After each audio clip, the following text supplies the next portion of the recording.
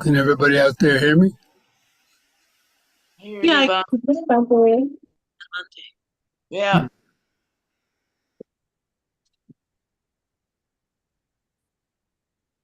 Are you, Anne, are you at the Bobbin Society or in Florida?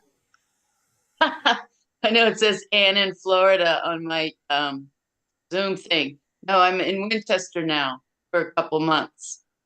And Where? that's, yeah, Winchester. Winchester.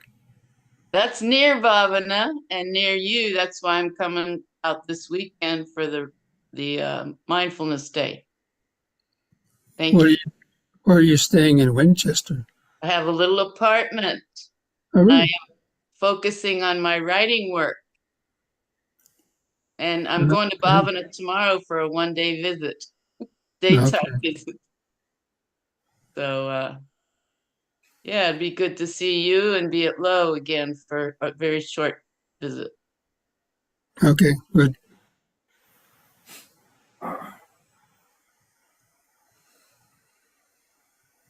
I go back to Florida like near the end of November. So Yeah, when it gets cooler, right? Not so hot. yeah,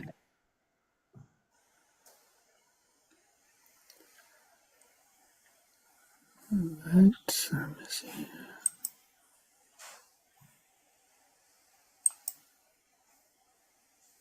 I see someone there's in Maine, Kim. All the way up in Maine. Okay. Very good. Yeah, on the other end of the Appalachian Trail. I Yeah. hiked through Maryland before. So, You hiked that whole Appalachian Trail? no, my son did, but I met him in West Virginia and we hiked through Maryland into Pennsylvania. And then I did part of Vermont, New Hampshire. So, yeah, it's a little tough. And Anne, I envy you. That sounds like a fun weekend. Just I'm going just briefly for this day of mindfulness on this Sunday. And but I'm gonna spend the night before, so I'll get a little extra boost of Lion of Wisdom, Buddha's wisdom. Okay, let's go ahead and begin with reciting the Namo Tassa and the three refuges for those who like to join in that. Namo Tassa Bhagavato Arahato Samma Sambuddhassa. Namo Tassa Bhagavato Arahato Samma Sambuddhassa. Namo Tassa Bhagavato Arahato Samma Sambuddhassa. Buddhang saranang gacchami, Dhammang saranang gacchami, Sanghang saranang gacchami, Dutiyampi Buddhang saranang gacchami, Dutiyampi Dhammang saranang gacchami, Dutiyampi Sanghang Saranang Gacchami, Tatiyampi Buddhang Saranang Gacchami, Tatiyampi Dhammang Saranang Gacchami, Tatiyampi Sanghang Saranang Gacchami.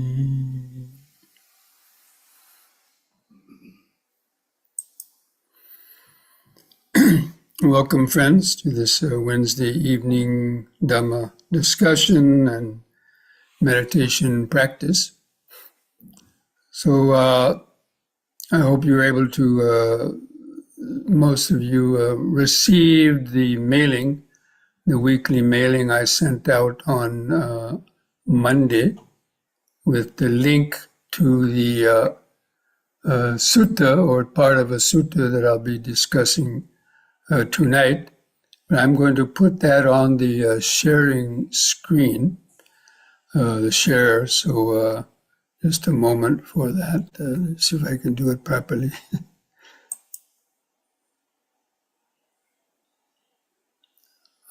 what happened to it. I tested it out once. What happened?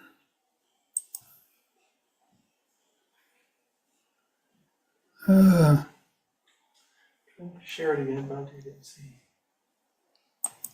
Oh, there it is. Okay. All right. So what I wanted to share tonight was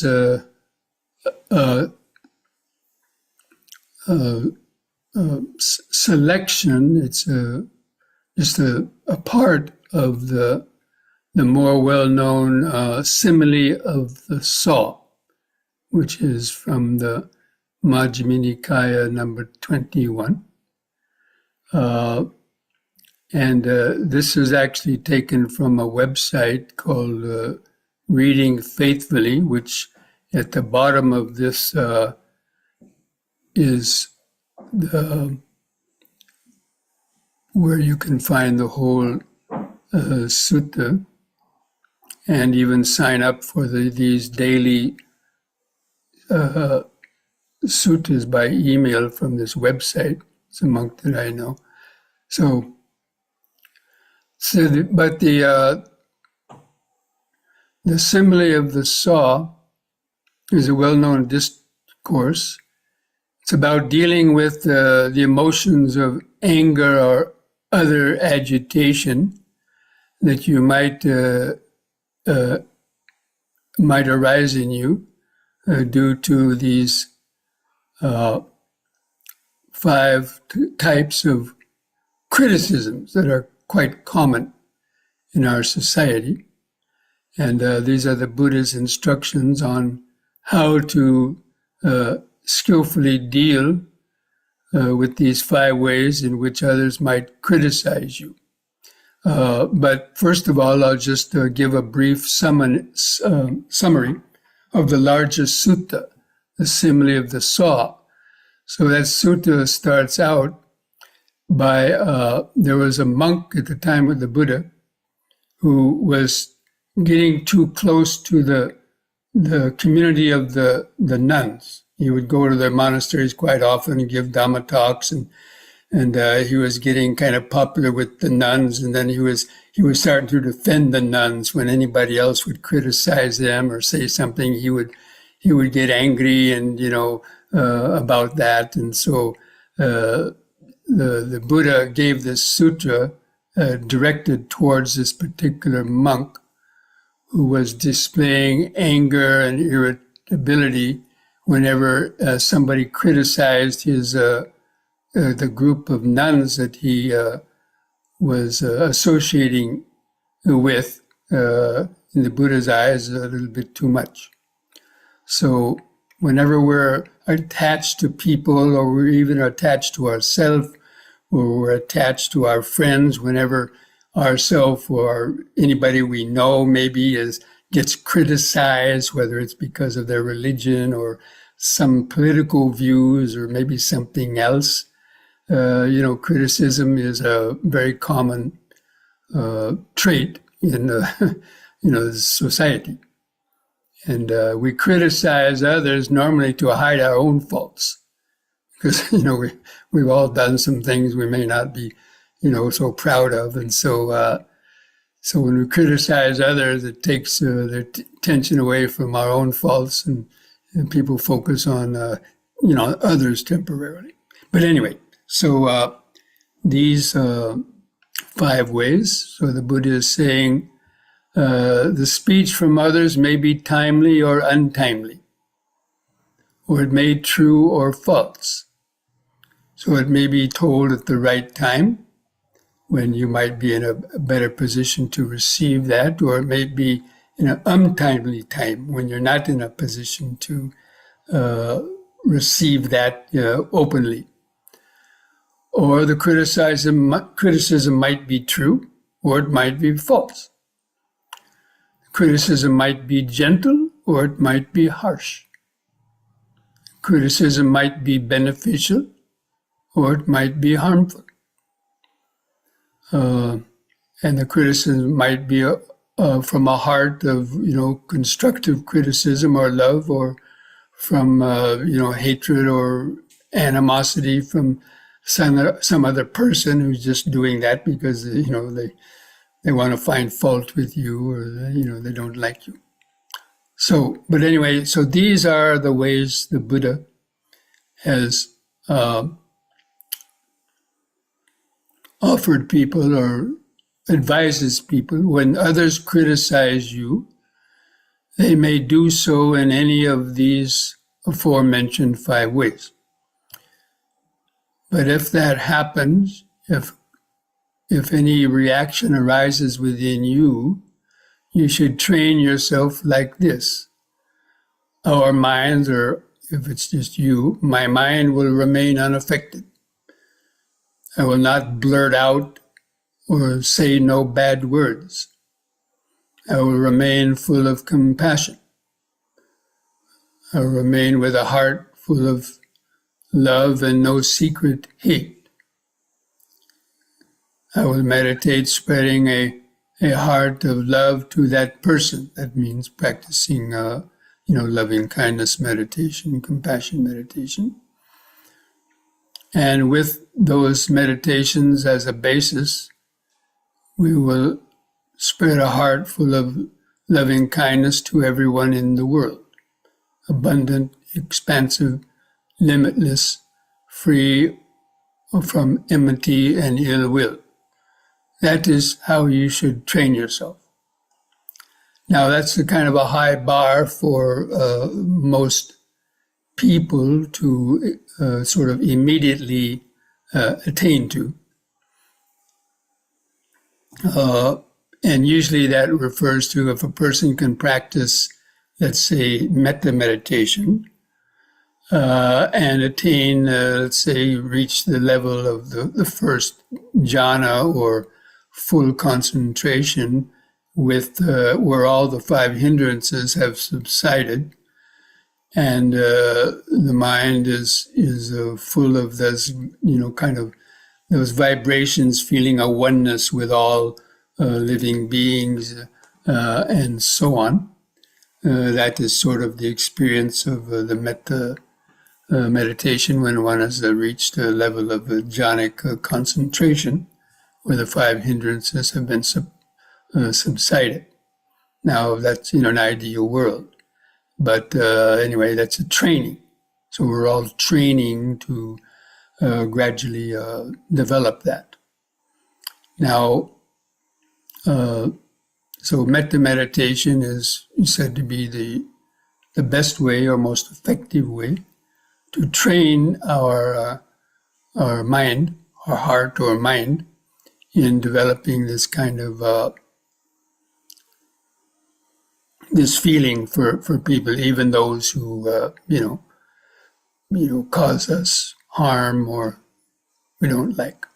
So anyway, the Buddha gives this simile. Suppose a person was coming along with a shovel and a basket and saying, I shall dig a bunch of holes in the dirt until this great earth is without any more dirt. And they dig all over, scatter all over, spit all over, urinate all over, saying, earth, all this dirt on the earth, get out. Be without dirt. So then the Buddha asks, what do you think, monks? Could that person just thinking like that or digging some holes all over the place make all the dirt on the earth go away? And of course they say no. And why is that? Because this great earth is deep and limitless. It is not easy to make it be without earth. So that person will eventually get weary and frustrated. And so this is the point there, that when people do criticize us, is to, remain in a state of mindfulness and, being aware of our reactions and, not reacting to the person. So usually persons, arguments tend to develop when, people get feedback. Some people criticize you and then you retort something to them. Well, I saw you doing this, or, this and that kind of reactions. And so then that person retorts, and then you wind up getting in a kind of a back and forth that never gets, ended. So if we don't react to them and just sort of let them spew out whatever they want to do, and if you have patience, usually the truth will come out. But we can also listen to that person's, criticism, because as the Buddha is saying,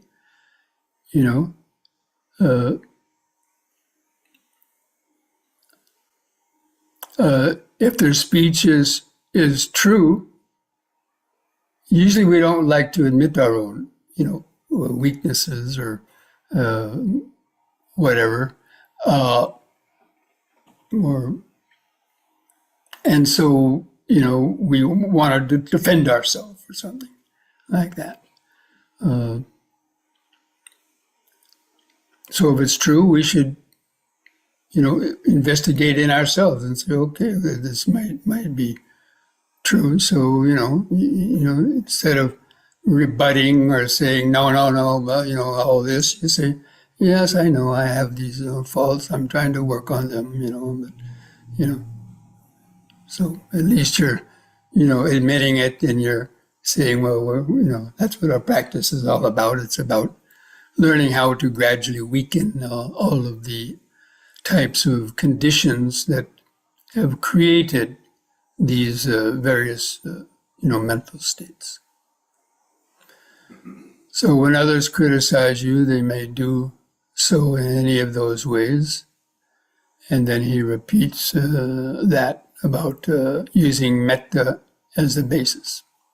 Now, if you're not using metta, even just practicing mindfulness and the right effort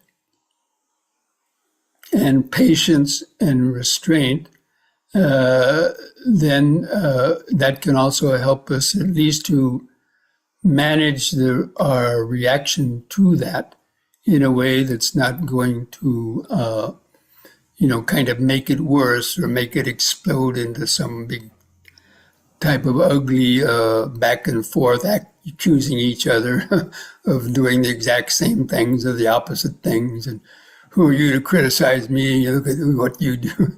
That's, how we'll normally react. So,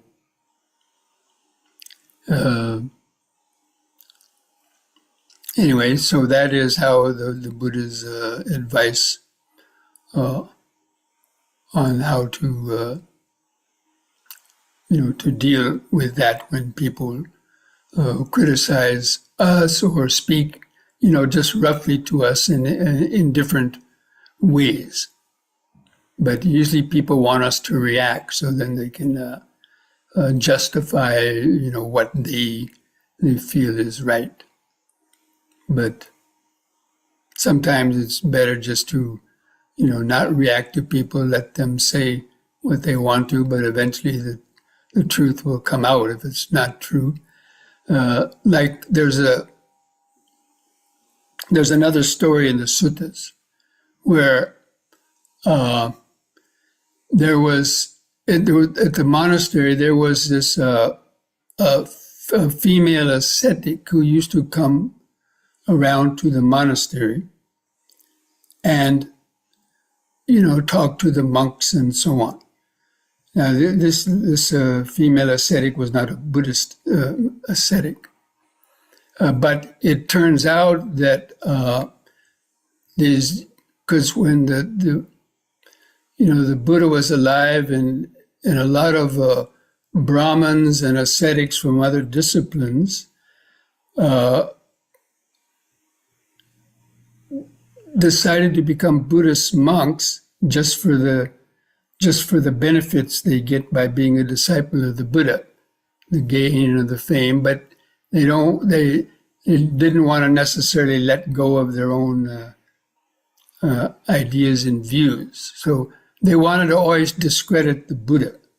So it seems that these other ascetics put up this female ascetic and told her, go hang around in the monastery a lot, and then, that way the people will think, oh, look at, they're having some association with this female ascetic. Because people are always trying to put a bad light onto, monks to bring them down, whether it's, true or not. But anyway, at a certain point, the ascetics killed that female ascetic and put her body outside the gate of the monastery. And then they spread the rumor around that, look what these disciples of the Buddha have done. They've killed this, they were associating with her, letting her come to the monastery, and then, now look what they've done. And the local people in the area, didn't know what to believe, but, they're spreading this rumor. And so the disciples, the Buddhist monks, came to the Buddha and said, look, at these rumors are going around. We killed that person. You should go out and tell them the truth. And the Buddha said, wait, in 7 days, all of this would pass over without doing anything about it. In 7 days, the truth will come out. And so the Buddha didn't go out and say anything. And he didn't tell the monks to try to go out and defend themselves. But in 7 days, the truth came out, and the people found out it was these ascetics who actually set all this up, and it blew off. So anyway, that's just a story that shows that, and always have to react and prove if you're getting accused of something that the truth may eventually come out. Sometimes it may and maybe not. But of course, that each situation is different. Okay, anyway, now I know that's just a short part of that sutta. Now, if you're interested in reading the whole thing on your own, you can see here down below that there are 2 or 3 places where you can write that down now if you're interested in that. You can write this down. Of course, you have this link on the email I sent out to you. So if you don't have something you can write it down with, you can always refer to that email and click the link, and then you will see this where you can read the whole sutra if you like. So now I am going to, I'm going to open it up now to see if you have any questions to any of that.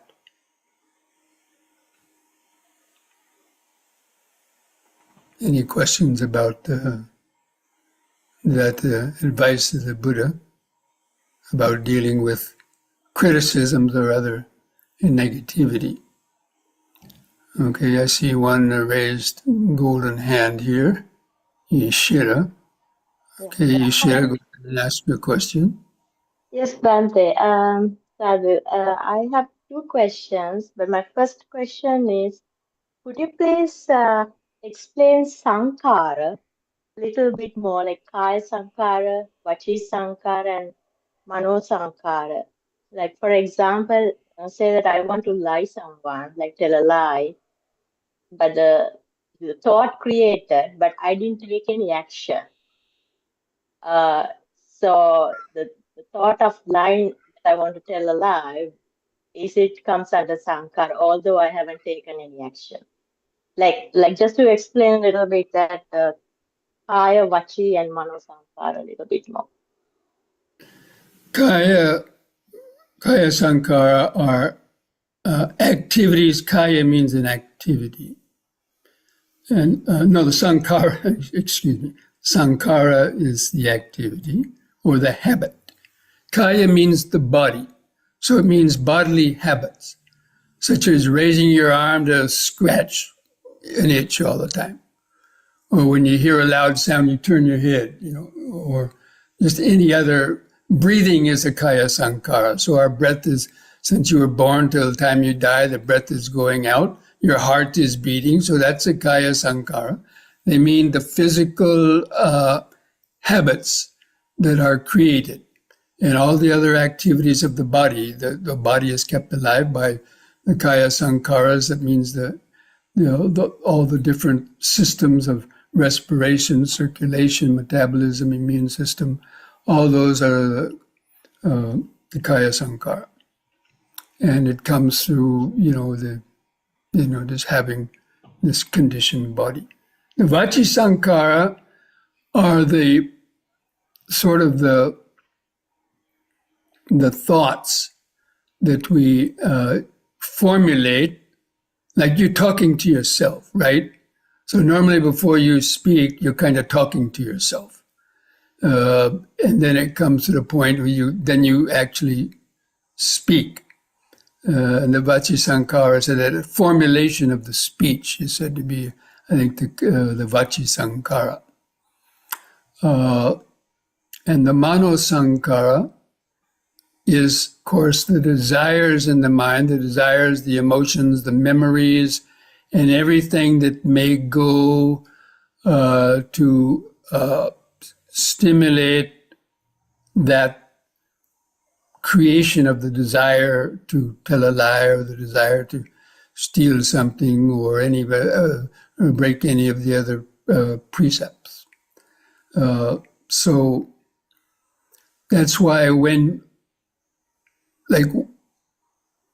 before you speak, it has to be normally, the impulse has to be there in the mind.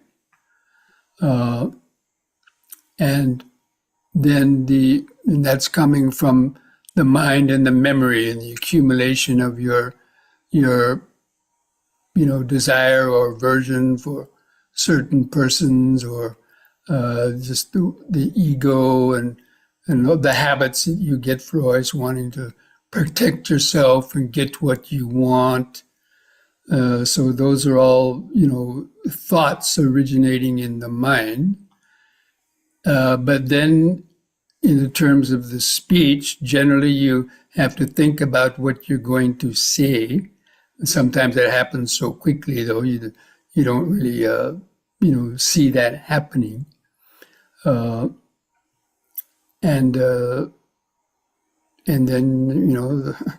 that causes the lips and the mouth to open and close, to talk. So that being said, we don't really need to take an action. Whatever created in our mind. Right. Like, I'm going to get to that. Okay. So according to a full karmic action, there has to be the intention to do it, and then you actually have to do it. So just intending to, if you have that intention to tell a lie, but if you can have enough mindfulness and then reflect on it, well, if I tell this lie, it's a good chance somebody's going to find out, and then it'll ruin my reputation, or I might even get caught and punished in different ways. So let me not tell the lie. Let me tell the truth. So you apply right effort to abandon the intention to tell a lie, and then replace it by telling the truth. That would be how you avoid telling the lie. Or just don't tell it at all. Even if you don't tell the truth, just don't tell the lie. And so you won't have the full karmic effect. Now, the fact that you wanted to tell it is dangerous, because at some point you might not be mindfulness to check yourself. And then it might happen that you blurt it out, or you do that action because of that still the accumulated desire for it, the practice of it. So mindfulness can prevent some of our unskillful actions if we're mindful enough and have the indriya samvara, the sensory restraint, and you have enough reflective knowledge that you can reflect on the disadvantages and the harm that comes through, let's say, breaking any of those precepts. A lot of people think, there's no harm from doing that. Look at everybody's doing it. Yeah, well, that's why society is in a terrible mess right now, because everybody thinks it's okay just to steal and tell lies and abuse others and intoxicate the mind and so on. So anyway, that's how. So there is some kind of karma created through just having the thought, but if you don't go through the action and actually do it, actually have told the lie, and it's known as being a lie, or have stolen something, or killed something, then there has to be a means of doing it. I mean, the description of the karma is there. So, but there is a karmic effect of just generating the thoughts, but not going through with them, because the danger is that you'll slip up one day and then actually do it, and then get caught for doing that. Or you just worry in yourself. You'll feel bad for even having those thoughts. And so you lose sleep over it. And that is the karmic suffering that comes for you just from having the thoughts. Even if you didn't go through with something. It's the idea that knowing you have these negative thoughts in your mind is going to be the suffering that comes from you, to you, from your own mind. So that's the way we have to try to, examine, the effects of our thoughts, our intentions, even before we've acted upon them, which then would give even worse kind of things. Let's say even a conspiracy, in American law, even if you conspire to do something, but you don't actually go out and do it, like rob a bank or kill somebody, but you can get in trouble for just having those, or you associate with people that were, but you didn't actually participate in that, but you knew about it, you didn't tell anybody. You can get in trouble, just for those kind of things too. So, but my last question is jhana required to reach wisdom, or can we achieve wisdom through mindful living and applying paticca samuppadaya in everyday life? Jhana is a must. Well, if you are familiar with the Buddhist teaching, especially on the 7 factors of enlightenment, you will see that gaining concentration, which is defined as attaining at least the first jhana to the 4th jhana, is necessary for stream entry. Because if you read all of the accounts of that, even when so many suttas, the Buddha has said a person, enters the jhanas and then even attaining the 4th jhana, then at that point they bend their mind toward the destruction of the defilements, which means developing the wisdom into anicca, dukkha, and anatta that destroys the defilements. But that can be right at the moment, just before. It doesn't mean you have to practice and attain jhanas every day and master them and so on. But for the mind to actually make a complete break with the condition, then that's what the whole 7 factors of enlightenment are about. That first you practice mindfulness, then through that mindfulness you investigate the dhammas, but you may or may not have attained a jhana by doing that. But as you investigate, you gain joy and energy, and then joy and passaddhi, which the whole time that concentration is getting stronger and stronger until it reaches that 6th factor of enlightenment, which is concentration, which is at least the 1st jhana. But the 7th factor is equanimity, and equanimity only arises in the 3rd and the 4th jhana. So if you understand the Buddhist teachings and have read the suttas and examined them, you'll see that stream entry happens only through that development coming to the stage of sankhara upekkha, which is the 3rd or 4th jhana. And so that's why, there's lots of arguments, of course. There's teachers say you don't need concentration, but it's called vipassana jhana. So that's where the mistake comes. People think you have to have apana jhana. No, you could develop vipassana jhana. It's still a jhana. And so that is what is needed. The vipassana jhana is what you develop in the four foundations of mindfulness. So So the vipassana jhana means vipassana and samatha both. Am I right? It means yes. Samatha, that's why it's always called samatha vipassana. Samatha precedes the vipassana, or while you're practicing vipassana, you attain the samatha. You can do it either way, depending on one's prior developments and so on. Okay. Thank you, Sadhu. Thank you, Sadhu. Okay, I see a hand from Kim. You have a question, Kim? Hi, Bhante. I do have to leave early because I'm meeting friends for meditation later, but I I was at a protest the other day and I was holding up a sign, nothing obnoxious or anything, just but this guy rolls down his window and starts screaming, "Fuck you," like about 5 times. And 5 years ago, I would have like been doing this and everything. And now I'm able to not react like I once did, but I definitely don't feel meta. Yes. Well, whenever you, engage in like protests and so on, some of that stuff might be good. But if you go to protests and you join these various kind of causes, you have to expect that there's going to be people that have different opinions, and then they're probably most of them are not practicing Dhamma. Some of them might be intoxicated even, and so they're going to do things, and you have to accept that, and you have Oh, to I fortify accept it. yourself. I definitely accept it for sure, Well, but you have to fortify yourself. So before you go to that protest, there's actually some groups that practice before protests. I don't know, they call it engaged Buddhism. They actually have retreats where they imagine they're getting beat or shouted at by people, and then they practice these forms of just sending out metta, or at least not reacting in any to provoke the situation in a worse way, even if people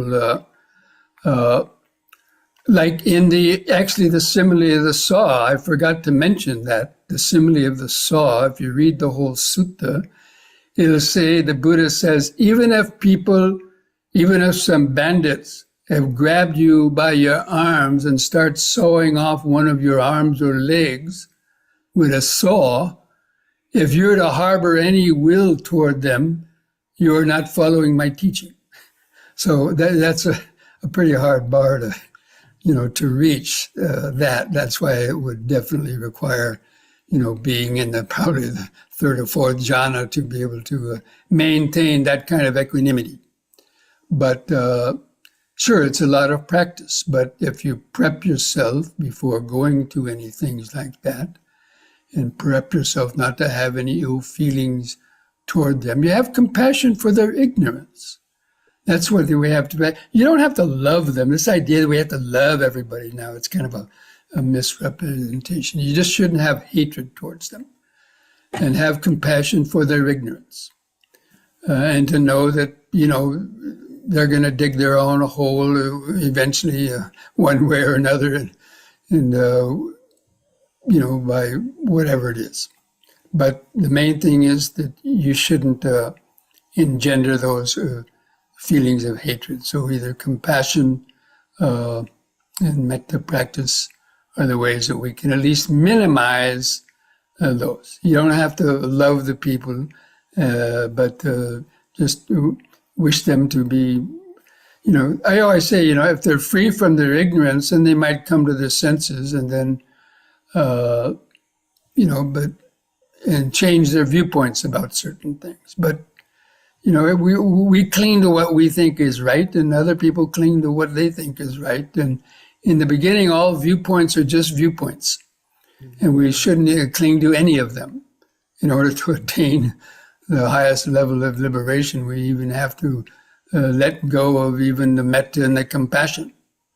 That's what in the four Brahma Viharas, the way the four divine abidings are taught, the way you practice the metta first, because that's the easiest thing to practice, just a mental exercise mostly. But then practicing compassion causes you to have to act upon that, like you took time out to go to this protest. So you're doing some activity out of compassion, out of what you think is a just cause. Then at least your motivation is out of compassion that are people that are being harmed from whatever you're protesting against. So your motivation is okay, but still people are going to attack you for that. But anyway, then from there at the end, to attain equanimity, you even have to equanimity even transcends that attachment, or clinging to the metta or those emotions of metta and compassion. Although once you attain enlightenment, you're not going to have any hatred in your mind, and that those loving kindnesses and compassion will automatically be there in the mind without you, deliberately having to practice them. Okay, does that help? Yes, thank you. Okay. Okay, is there any other Bhante, questions? Bhante, there's a question in the chat box. Okay, let's look at that. How do I know if I have access concentration? Well, access concentration is when those 5 hindrances will probably be 90% reduced, maybe not totally overcome. So that your object of meditation will be staying in your consciousness probably at least, let's say, 75 or 80% of the time. Now, when you first started, without any concentration, you can't even count 1 or 2 breaths without the mind getting lost, and then you have to come back to counting. And it might take you a long time, eventually get up to 7 or 8 breaths before the mind gets lost in thoughts. And finally, gets up to, you're able to reach 10 without getting lost in thoughts. And then you can go from 10 back to 1, back up to 10, various permutations of that until the mind is fully absorbed. Then you would have attained the jhana. So in the access concentration, you wouldn't be sleepy at all. You'd be very wide awake. And your concentration would be, again, there might be the occasional wandering thoughts, but your mindfulness would check it enough that it wouldn't cause you to get lost. And your buttons would really, really have to be pushed for any sensual desire or ill will to arise in your mind.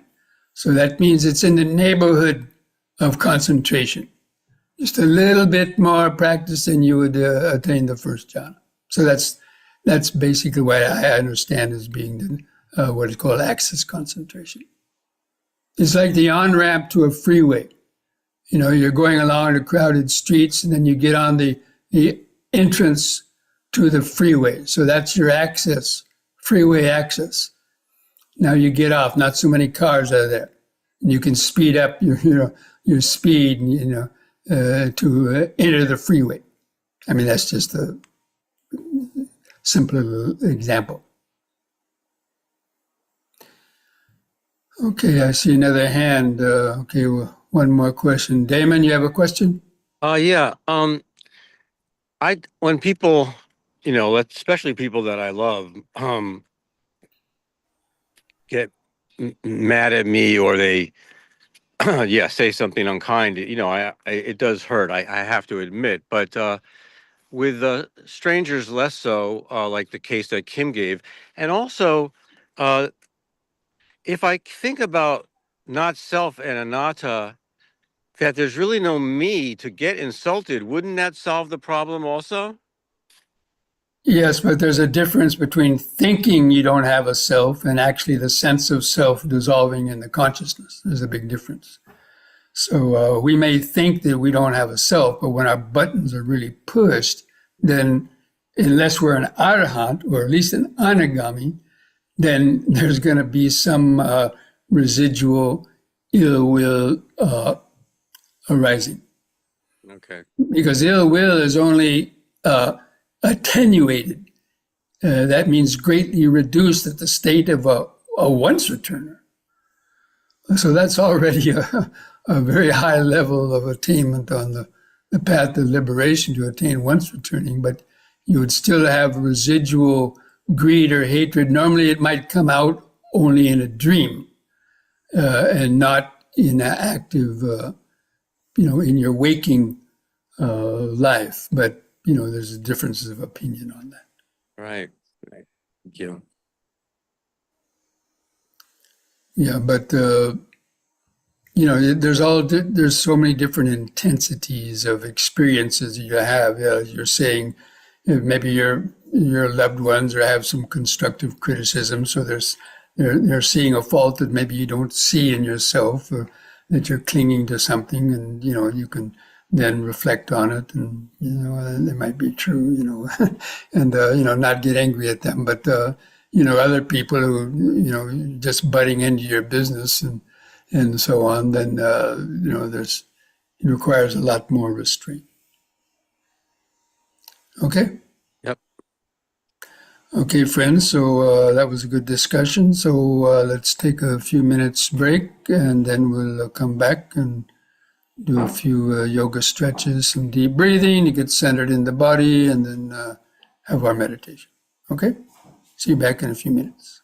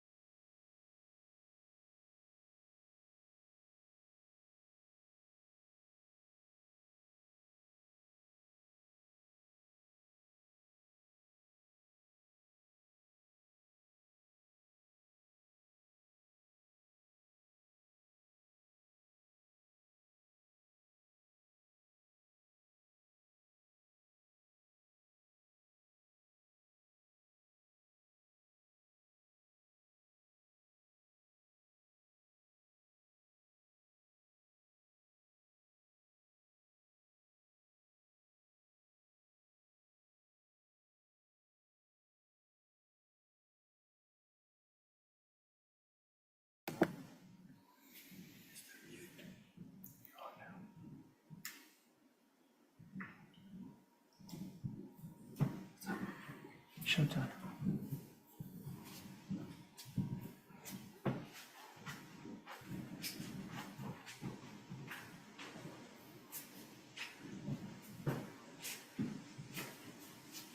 Okay, friends, so try to stand straight. Relax your arms at the side. Gently close your eyes. Feel your feet pressing the floor. So feel or imagine the height and the weight of the body pressing the feet to the floor. Feel that solid contact. Having a body, when you have the contact, and the feelings, sensations generated from your feet. Feel your arms and hands hanging at the side.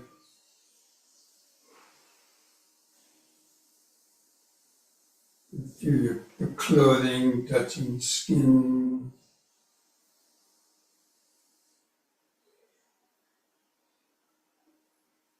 And feel your head balanced on top. Keep the chin lifted up level with the floor. And feel your eyes in the socket. And that point down the eyes, or feel the outline of the body. Sense of the head on top, arms at the sides. Clothing touching the skin, feet pressing the floor. Try to hold that outline of the body in the mind's eye. Then begin some deep, slow breathing. Take 2 or 3 seconds to expand your abdomen, rib cage, and upper chest. Hold the air in the lungs for 2 seconds. Allow the oxygen to get out into the bloodstream. Try to feel the last bit of air go out on the out breath.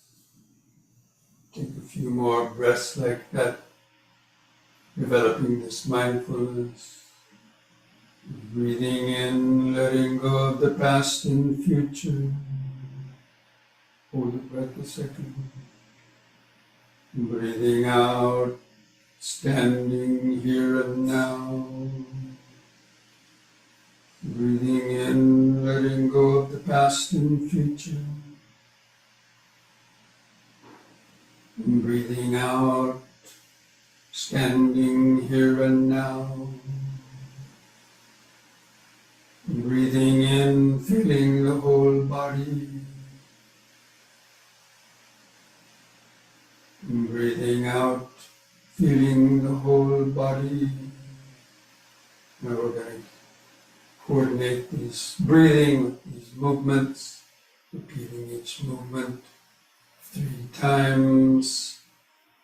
So on the next in-breath, raise the arms over the head, interlock the fingers, turn the palms up, straighten your arms, stretch your head back, stretch upwards, feel the sensations, release the fingers, the out breath, arms back to the sides, feel the last bit of air go out. And again, in breath, arms up, stretch up, bend back a little bit, feel the arch of the spine, feel the sensation. Out breath, arms back to the sides, feel the air going out. And once more, in, stretch up, bend back a little more, hold it a little longer.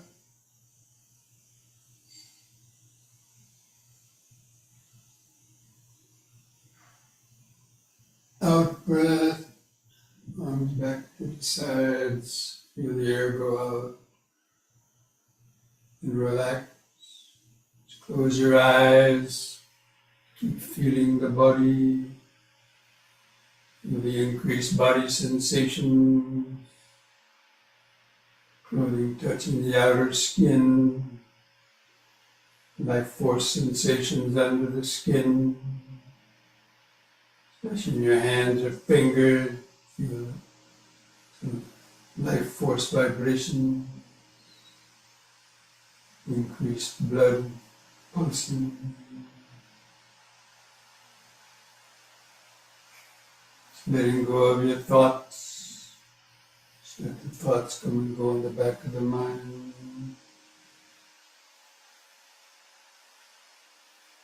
And the next in breath, lift up on the balls of the feet while raising the hands over the head, facing the hands toward each other. Stretch up.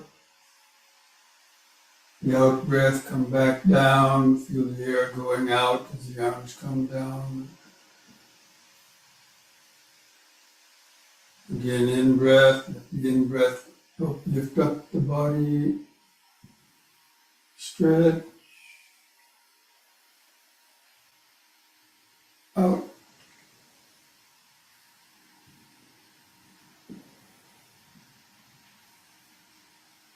Once more, in. Stretch.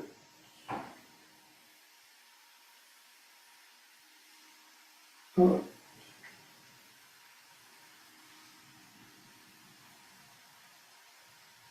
Relax.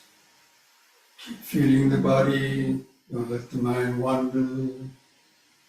Just remember standing. Standing. Feel the increased life force vibration. Each exercise will generate different sensations, different stretching of the muscle.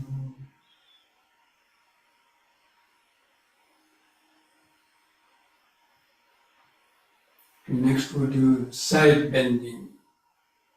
On the next in breath, raise both arms up. Keep your fingers and arms straight, close to your head. On the out breath, bend over the right side.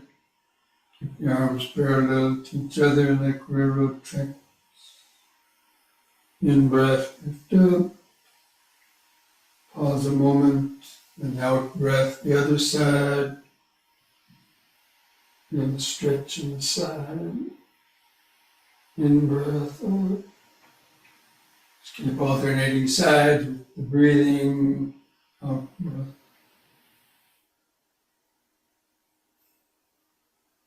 In. Out. In. Out.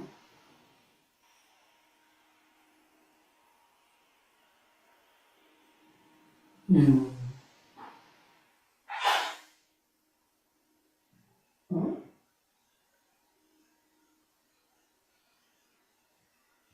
In breath, lift up. In the out breath, lower both arms. Feel the air go out. Close the eyes. Feeling the body. Feet pressing the floor.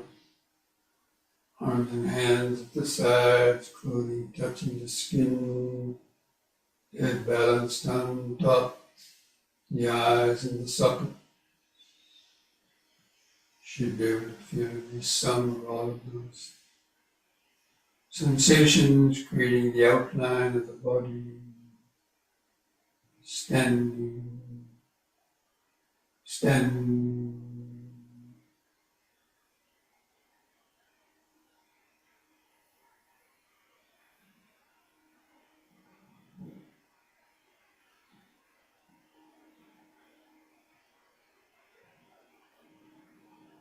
Next, we're going to do the squatting or knee bending.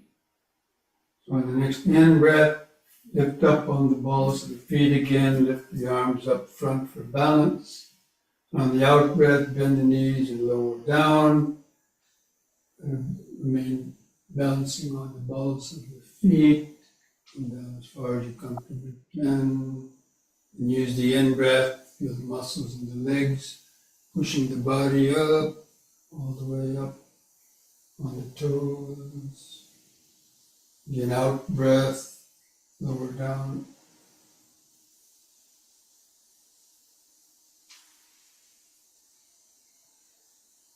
In breath up, feel sensation.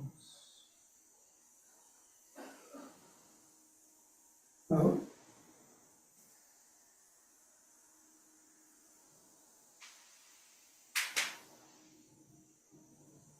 In.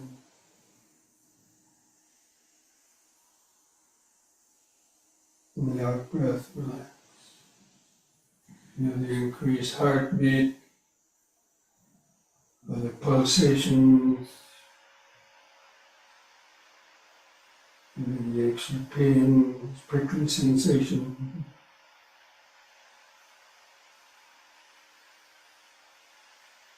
Happening within this body outline.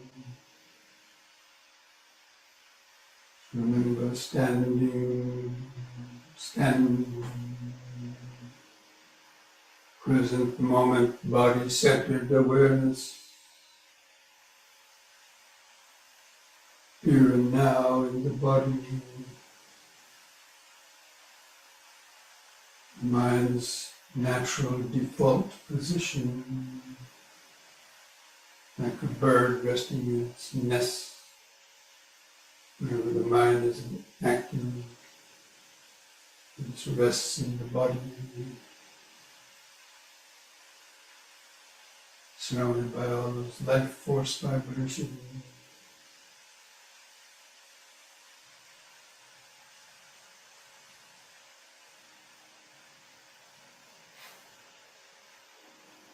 Okay, now spread the legs about 3 or 4 feet apart, wider the better.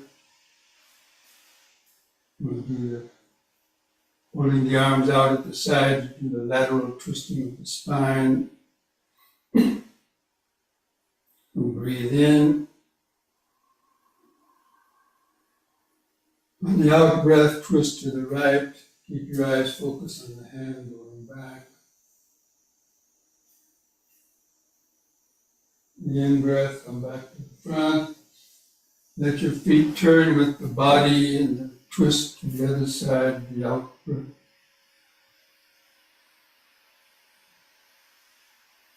In breath. Keep alternating side, breathing.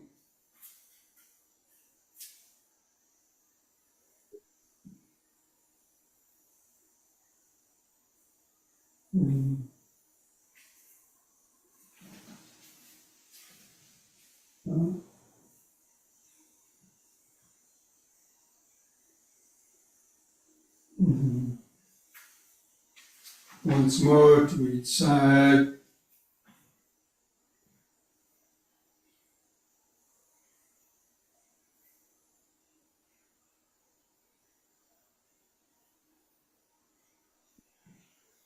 And back, other side.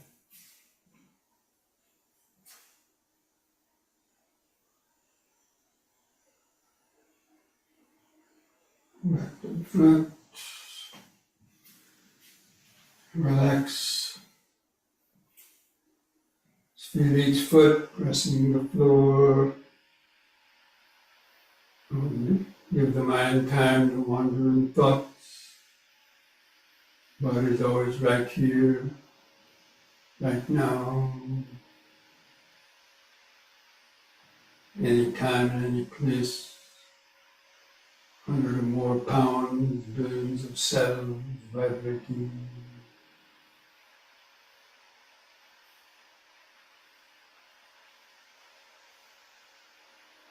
Present moment, body-centered awareness.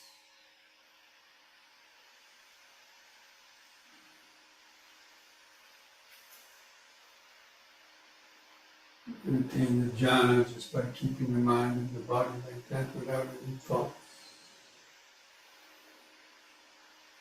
Vipassana jhana.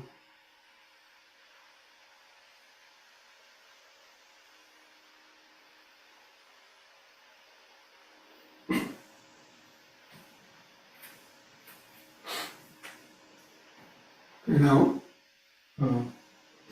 hands together, chest. On the in breath, hands over the head.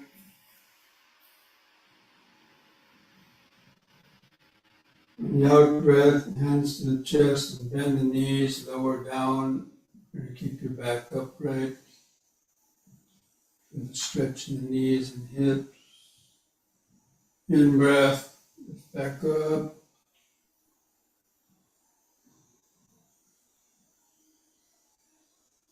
Out breath. Try to come down a little farther.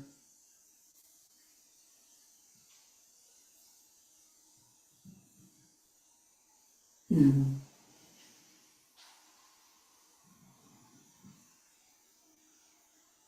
Third time.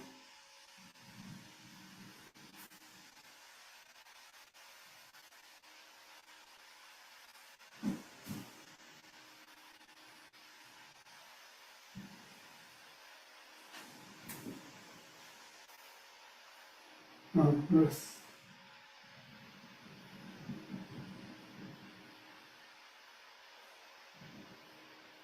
Feel all the sensation.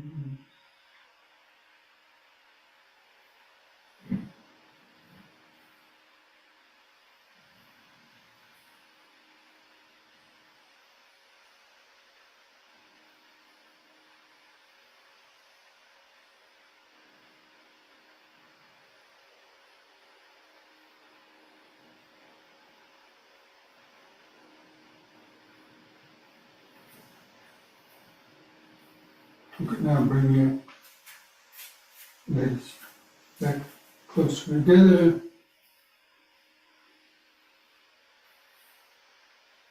Standing straight with the head turning from right to left.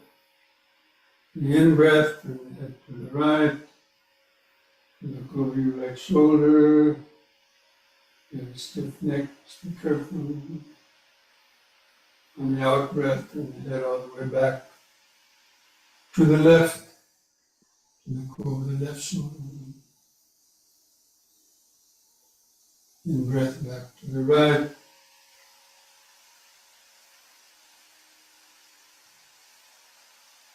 And a little sensation of turning neck.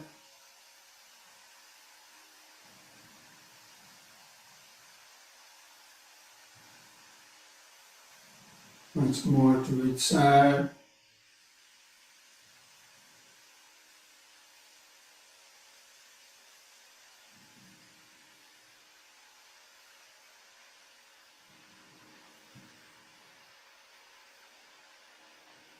On the in-breath, stop in the center, keep feeling the whole body.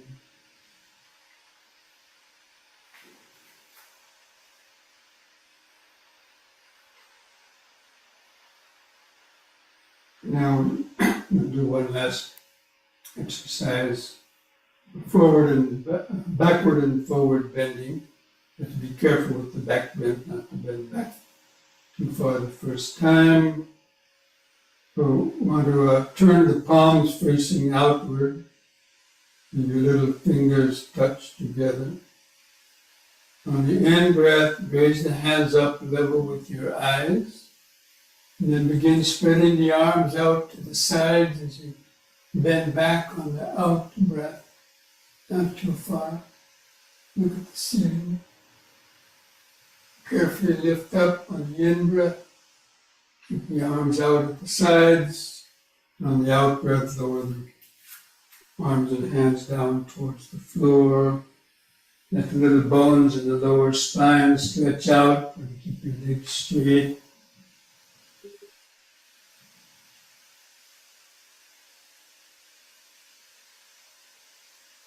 And carefully begin standing up again. Turn your palms outward. In breath, lift the hands up. Out breath, spread the arms out as you bend back.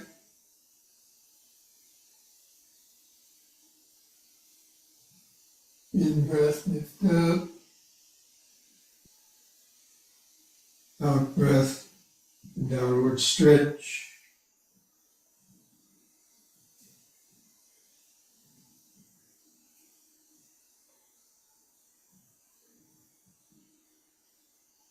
Once more. Turn the palms outward, in breath. Uh,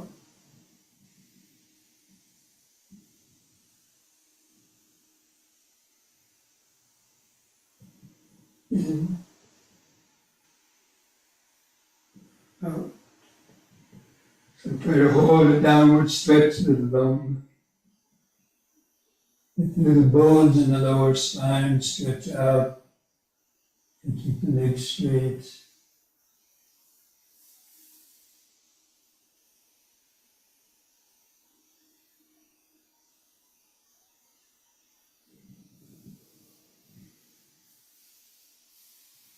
Now bend your knees a little bit on the in-breath. Lift up, bring the hands together at the chest. Out breath, hands to the sides. Feel the whole body vibrating, pulsating, activated life force. Billions of cells, molecules vibrating and charged up with oxygen. Go to the breathing, stretch.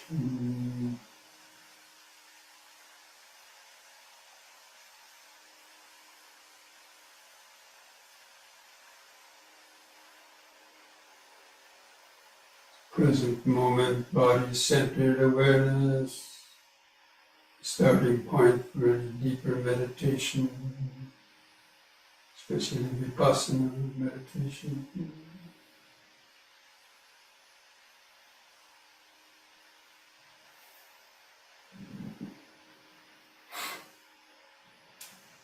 Okay, let's mindfully come back to our seats, get ready for the sitting.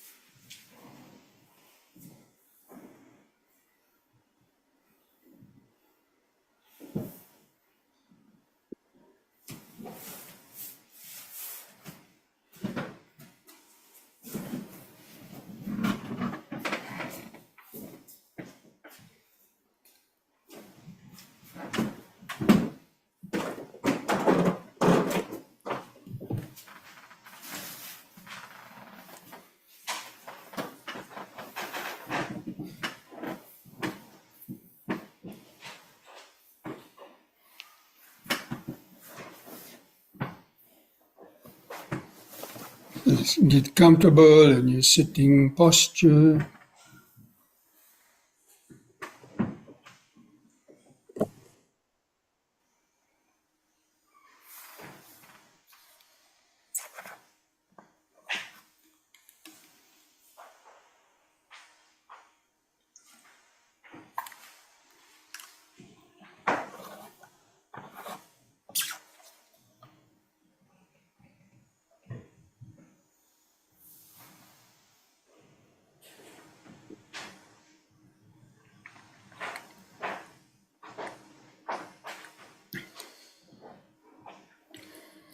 Just align your spine and the back of your head in a straight line.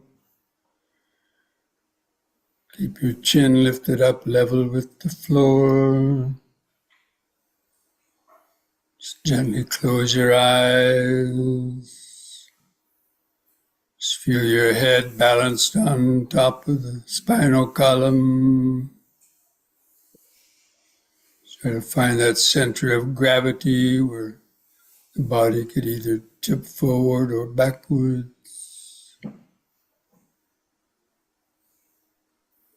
From that point on the eyes, try to feel the outline of the sitting body. Sense of the head on top, the arms at the sides, hands and buttocks pressing together, pressing the seat. Try to feel or establish that natural inward curve of the lower lumbar spine. It helps keep the spine straight, to resist the downward pull of gravity. Just try to feel that general outline of the sitting body.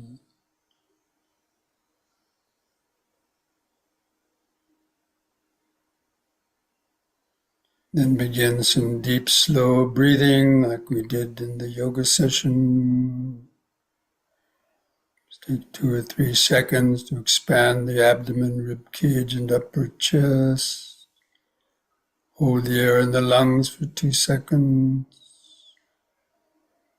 Feel that pause and slowly breathe out. Feel the last bit of air go out of the lung. Then the next in breath. Just take several more deep, slow breaths like that, developing this mindfulness of breathing in, letting go of the past and future. Hold the breath a second. Breathing out, sitting here and now. Breathing in, letting go of the past and future.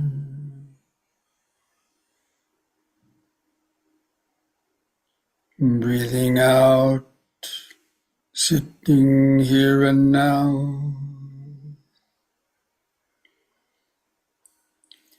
Breathing in, feeling the whole body.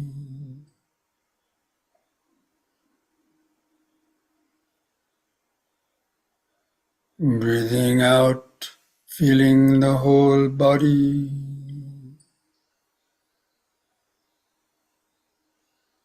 Now we're going to count our breaths from 1 to 10 to develop a more continuous concentration on the breathing. I'll do the counting for you. Just try to follow that with your breathing and concentrations, constantly letting go of your thought. So on the next expanding in breath, mentally count to 1. Hold the breath a second. And with the contracting out breath, also count to 1. Feel the last bit of air go out.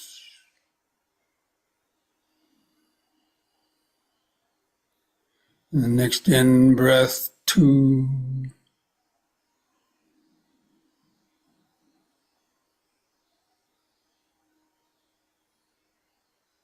Out breath, 2.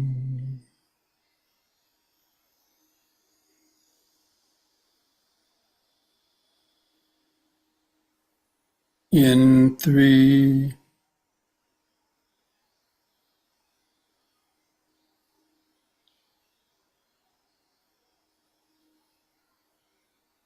Out, 3.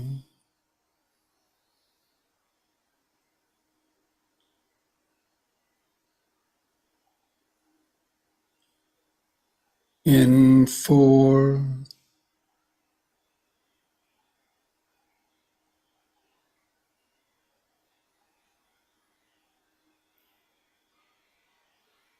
out 4,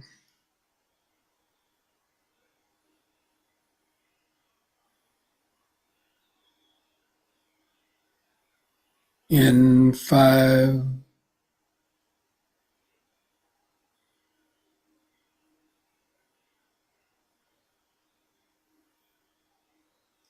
out 5,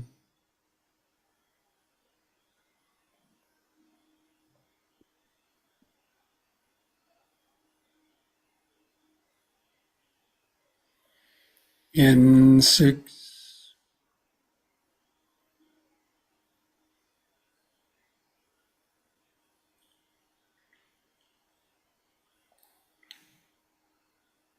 out 6,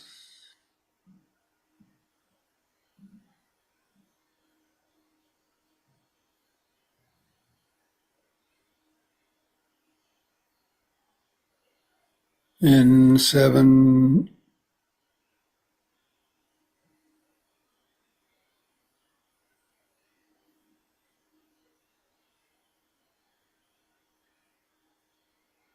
out 7,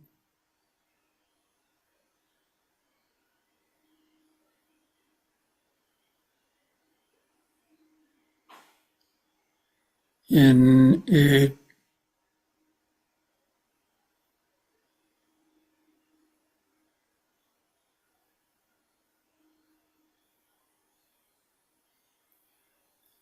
out 8,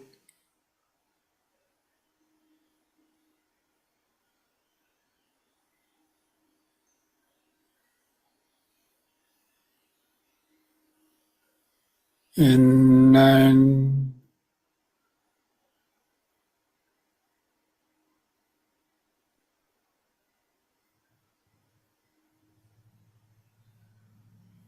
out 9,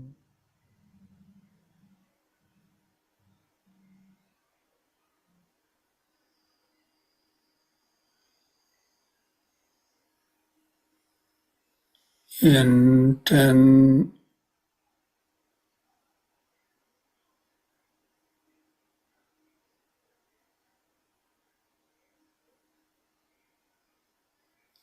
out 10,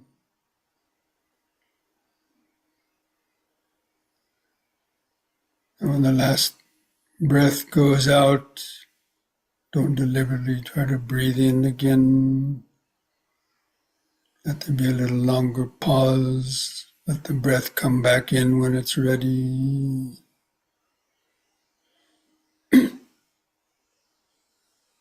And just continue observing the natural or uncontrolled breathing. Keep your attention focused on the subtler movements of expanding and contracting. You might try counting the breaths from 1 to 10 by yourself. See if you can make it to 10 without my prompting. If while counting to 10 by yourself, you catch yourself lost in thoughts, can't remember where you were counting, start the counting again at 1. Because until you can count the breaths from 1 to 10, you won't be concentrated enough to effectively open up to vipassana awareness.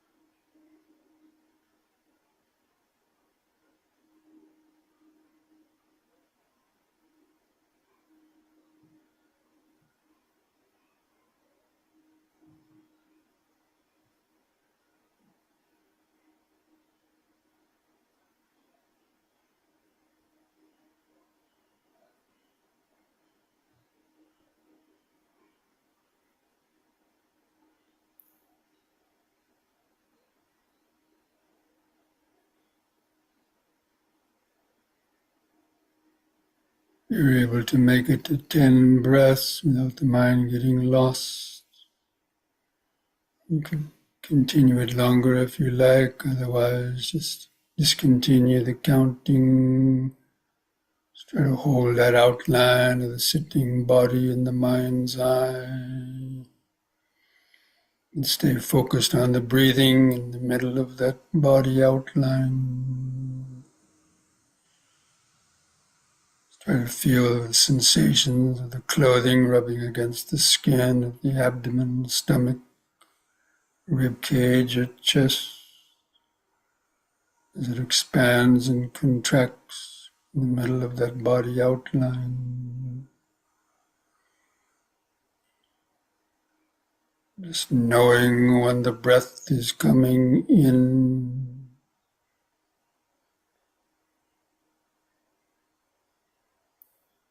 and knowing when the breath is going out. Try to tune into the 4 phases of each breath cycle. The expanding in breath and the brief pause. The contracting out breath and the brief pause.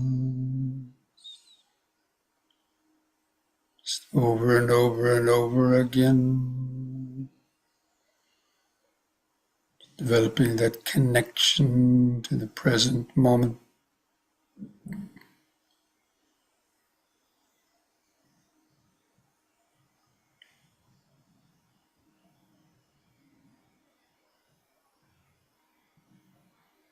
Just try to feel that breathing within the larger sitting body.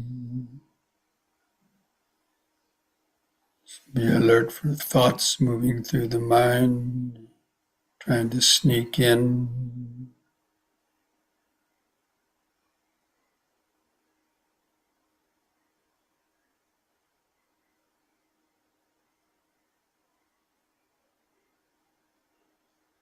You can use these brief mental reminders to help stay focused in the body. In sitting, out, out, sitting, breath by breath, moment by moment,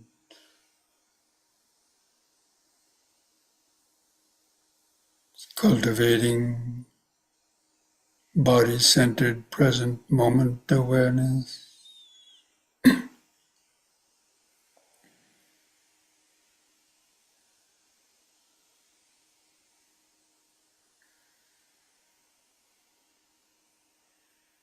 Just letting your thoughts come and go in the back of the mind.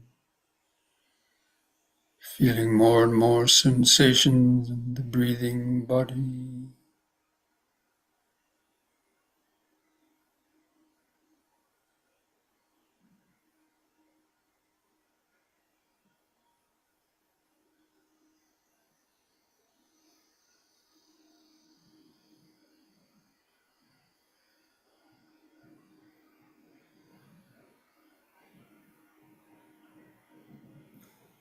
From time to time, you can come back to do some more deep, slow breathing. It helps you to stay awake, centered in the body.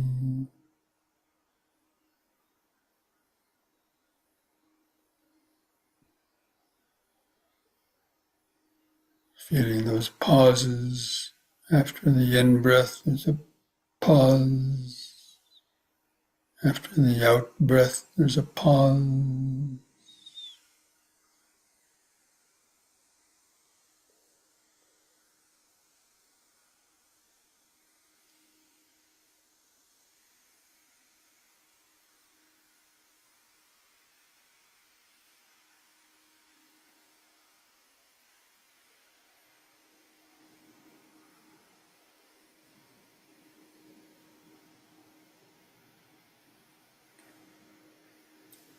Try to tune in to the beginning, the middle, and the end of the in breath and the brief pause.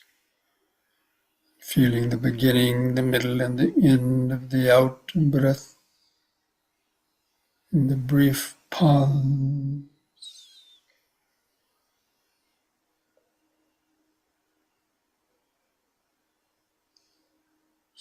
In, sitting, out, out, sitting.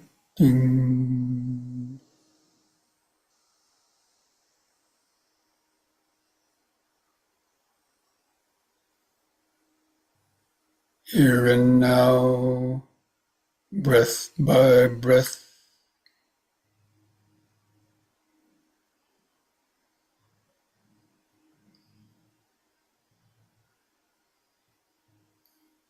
Gradually feeling more sensations from other parts of the body, prickly or itchy sensation, touch of clothing in the background, heartbeat or blood pulsing.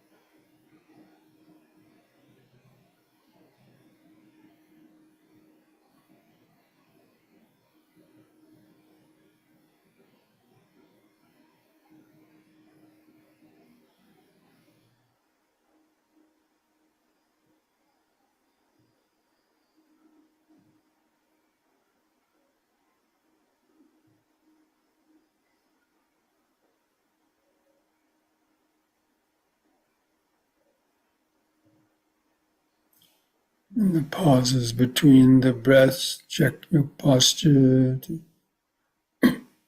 keep the chin lifted up level with the floor, to relax any tension in the body.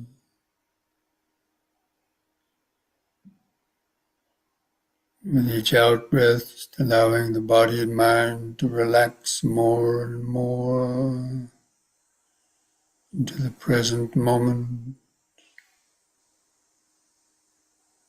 Breathing in, sitting. Breathing out, sitting. Feeling all those subtle life force vibrations.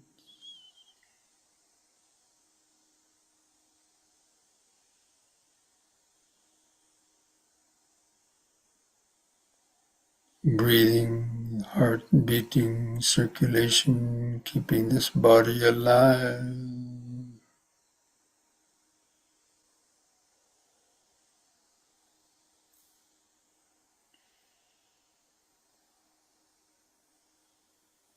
You can feel those life force vibrations. It's like the body's own metta, sending metta to yourself, feeling that relaxed state of the body, the relaxed state of the mind.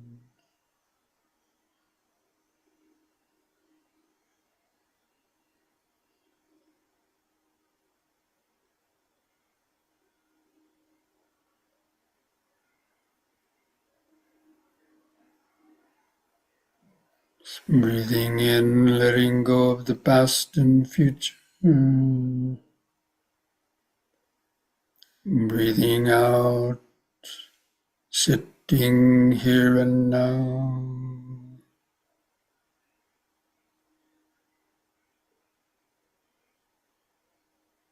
Just letting the thoughts come and go in the back of the mind. Just keeping this living, breathing body in the front of the awareness, looking into a mirror.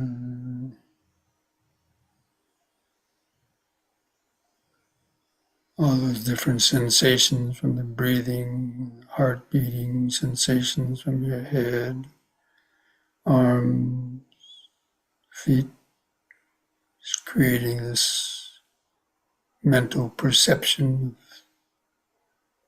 of a living, breathing body.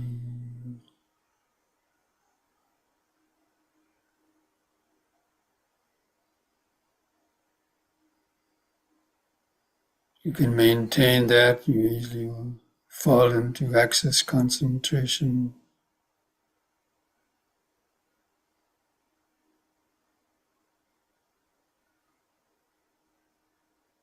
or even the first jhana.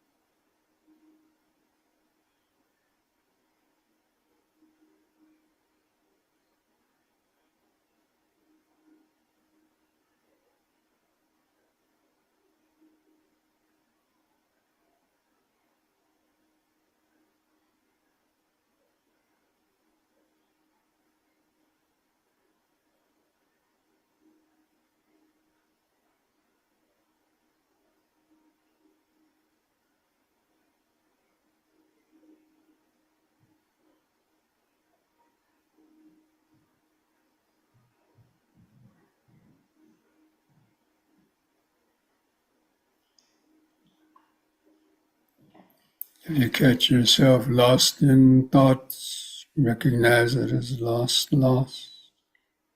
Or thinking, take a deep, slow breath. Bring the mind back into the body. Take a few deep, slow breaths to get reconnected. The flow of present moment awareness.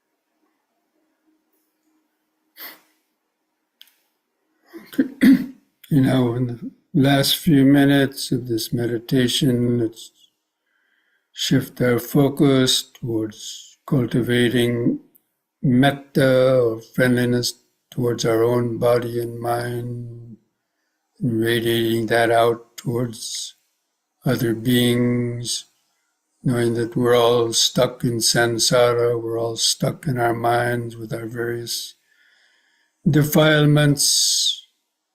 We're all like little children learning how to walk. We make mistakes by breaking precepts, we stumble, fall.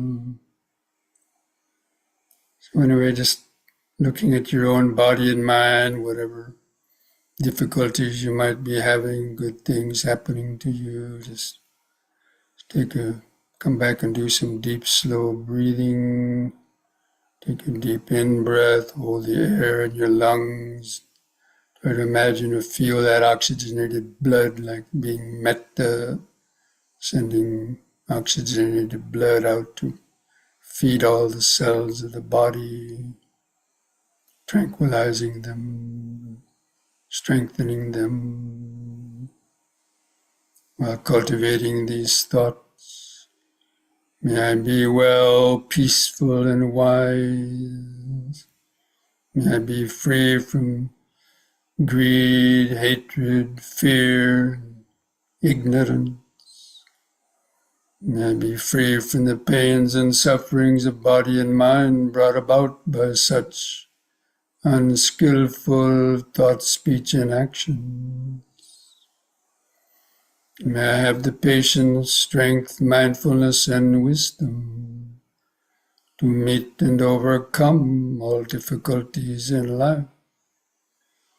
May I be able to continue the practice of meditation, deepen my understanding of the Dhamma, to help free the mind from self-created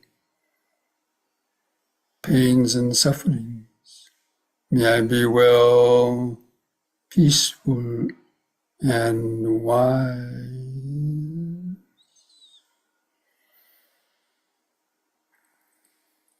Now, in a more general way, just thinking about all the ordinary folks out there in the world, your family members, strangers on the street, people you read about in the news, people that are caught up in their greed, hatred, and delusions, doing unskillful actions, even hurting us. They do it because of their ignorance, being caught in their bad habits. So with each out-breath, try to send out these thoughts that may all living beings, whoever they might be,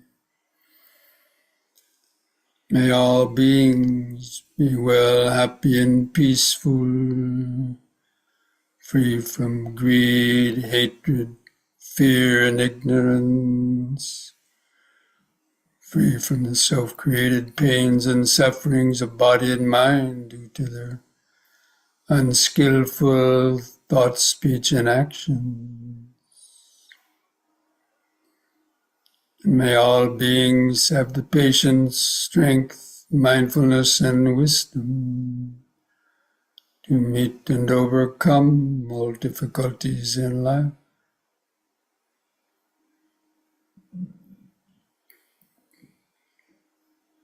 May all beings have the opportunity to hear the teachings of the Dhamma, to learn and practice meditation, to help free their minds from confusion and suffering. May all beings be able to live peacefully and harmoniously together, understanding the ultimate interconnectedness and interdependence of all things. May all beings be well, peaceful, and wise.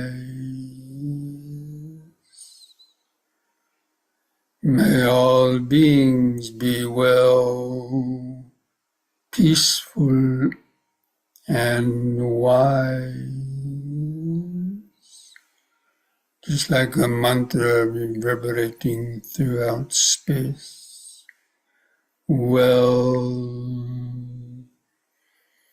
peaceful and wise.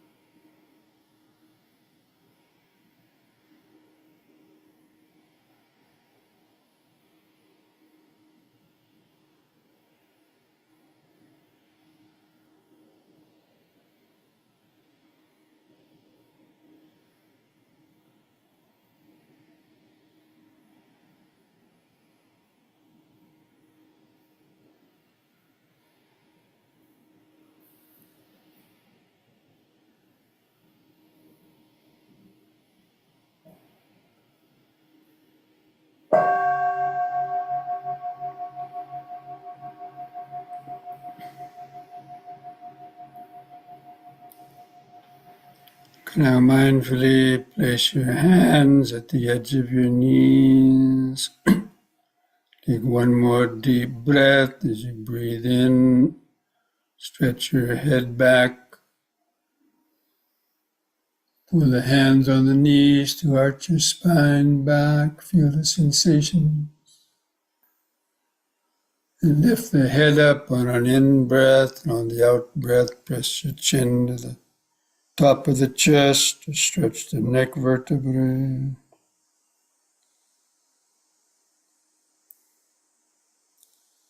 Lift the head up level on an in-breath. Relax on the out-breath. So I invite you to finish this meditation by joining and chanting the word sadhu 3 times slowly. You do that chanting on a long out breath to feel those vibrations in the body and mind. So take a deep breath.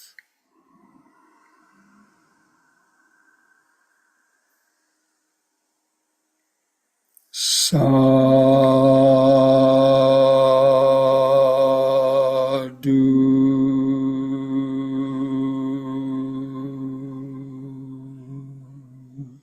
Breathe. Sadhu.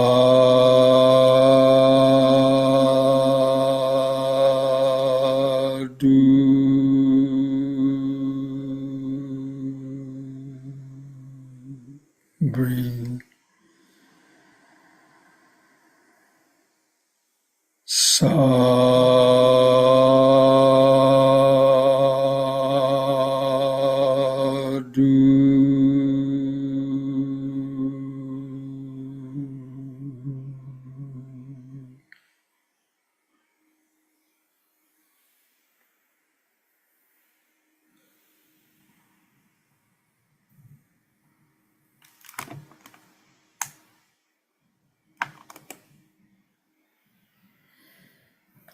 Okay, friends. So this brings our evening Dhamma discussion and meditation to an end. As I always say, mindfulness should never end. It just means being grounded, centered in the present moment.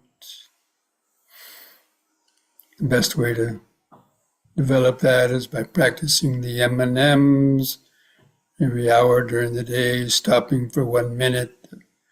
Take a couple deep, slow breaths, bringing the mind back into the body, creating that pause.